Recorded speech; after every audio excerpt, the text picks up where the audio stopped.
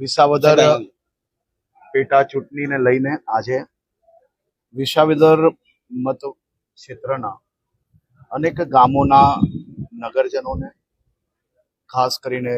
સરપંચો, પૂર્વ સરપંચો, ગામના આગેવાનો, યુવાનો, મહિલાઓ, આ બધા જ લોકોમાં જે ઉત્સાહ નજરે પડી રહ્યો, ખૂબ જ ઉત્સાહ છે લોકોમાં. અને ખાસ કરીને ભારતીય જનતા પાર્ટીની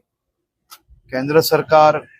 ગુજરાત સરકાર, જિલ્લા પંચાયત અને વિસાવદર બી એ આવનારા દિવસોમાં ભારતીય જનતા પાર્ટીના ચૂંટાયેલા પ્રતિનિધિ કિરીટભાઈ પટેલને એક મત આપીને વિજય બનાવીને આ વિસ્તારમાં વધુમાં વધુ વિકાસના કામો કઈ રીતે થઈ શકે તે દિશામાં લોકોનો ઉત્સાહ ખૂબ નજરે પડી રહ્યો છે. અને મને વિશ્વાસ છે કે લોકો આ વિસ્તારના હિતમાં કિરીટભાઈ પટેલને એક યુવા